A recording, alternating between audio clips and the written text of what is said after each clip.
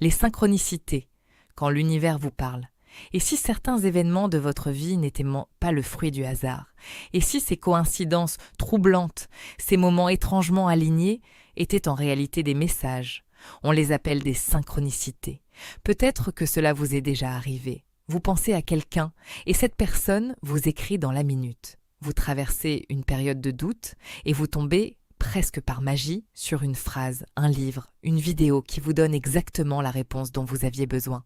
Ou encore, vous voyez sans cesse le même chiffre, 11h11, 22h22, comme un signe qui insiste, encore et encore. Ces moments, beaucoup les considèrent comme de simples coïncidences. Mais dans l'ésotérisme, ils sont vus autrement. Le concept de synchronicité a été popularisé par le psychiatre Carl Jung qui parlait de coïncidence significative, synchronicity.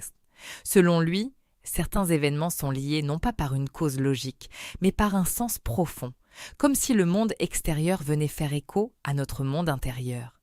Dans cette vision, l'univers n'est pas un chaos aléatoire. Il est vivant, interconnecté, et parfois il nous répond.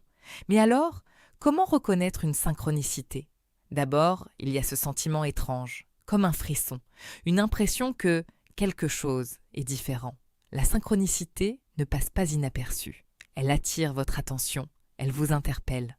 Ensuite, il y a la répétition, un symbole, un mot, une situation qui revient encore et encore jusqu'à ce que vous ne puissiez plus l'ignorer. Et surtout, il y a le sens.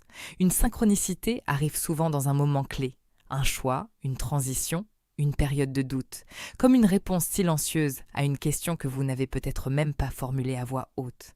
Dans les traditions spirituelles, on considère que ces signes peuvent venir de différentes sources. L'univers lui-même, votre intuition profonde, vos guides spirituels, ou même votre inconscient. Mais attention, toutes les coïncidences ne sont pas des messages. La clé, c'est votre ressenti. Ce n'est pas ce qui se passe qui compte, mais la manière dont vous le percevez. Alors, que faire lorsque vous remarquez une synchronicité? La première chose, c'est de ralentir, observer, prendre conscience, se poser une question simple. Qu'est-ce que cela signifie pour moi, ici et maintenant? Ensuite, notez ces moments. Tenir un carnet de synchronicité peut révéler des schémas invisibles. Avec le temps, vous pourriez remarquer que certains signes apparaissent toujours dans les mêmes situations, comme un langage personnel entre vous et l'invisible. Et puis, il y a l'étape la plus importante, faire confiance. Pas une confiance aveugle, mais une ouverture. Accepter que tout ne soit pas explicable, que certaines choses dépassent la logique.